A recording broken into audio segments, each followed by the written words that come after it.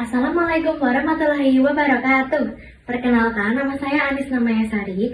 Saya akan mempresentasikan mengenai urgensi public speaking di dalam dunia kerja.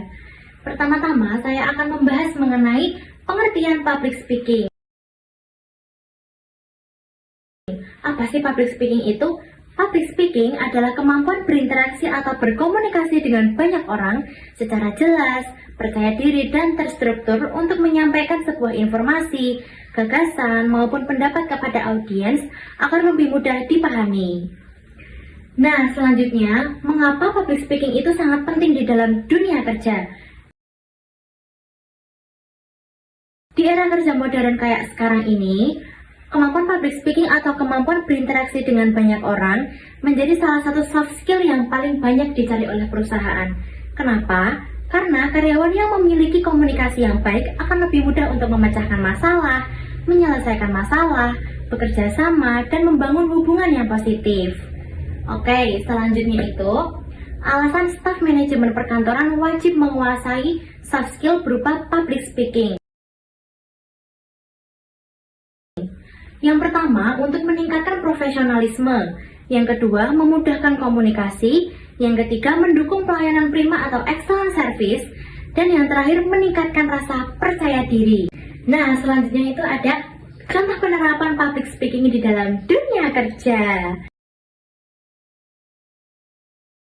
Yang pertama, itu ada menyambut tamu perusahaan dengan ramah. Yang kedua, menerima dan menjawab telepon secara profesional. Yang ketiga, menyampaikan pesan kepada rekan kerja. Dan yang terakhir, menjadi moderator rapat. Nah, selanjutnya itu ada manfaat public speaking ini, teman-teman. Manfaat public speaking itu ada apa aja sih? Manfaat public speaking itu ada 3. Yang pertama, menumbuhkan rasa percaya diri dan meningkatkan keberanian saat berkomunikasi atau berinteraksi dengan banyak orang. Yang kedua, meningkatkan citra diri dan perusahaan. Dan yang terakhir, memudahkan komunikasi atau bekerja sama dalam tim. Oke, selanjutnya ada tips meningkatkan komunikasi di tempat kerja atau meningkatkan public speaking. Nah, yang pertama itu, kuasai materi yang akan disampaikan. Yang kedua, gunakan bahasa yang sopan dan mudah dipahami. Yang ketiga, perhatikan intonasi suara, nada bicara, dan ekspresi wajah. Yang keempat, perhatikan dan dengarkan lawan bicara. Serta yang terakhir, jangan takut untuk melakukan kesalahan. Jadikan pengalaman sebagai pembelajaran.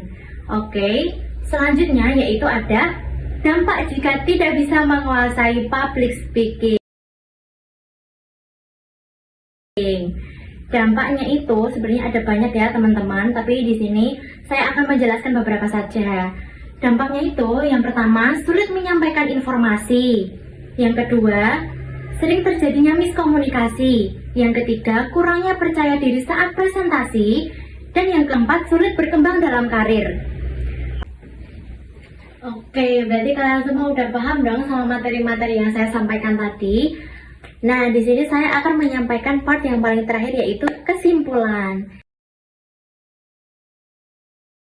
Kesimpulan dari public speaking ini sendiri, yaitu public speaking merupakan kemampuan atau kompetensi yang wajib dimiliki oleh staf manajemen perkantoran.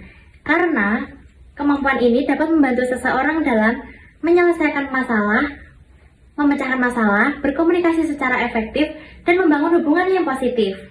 Karena di sini itu sebenarnya dalam lingkup manajemen perkantoran itu, keberhasilan seseorang tidak hanya diukur dengan kemampuan teknis atau hard skill, tetapi juga diukur dari kemampuan berkomunikasi atau soft skill.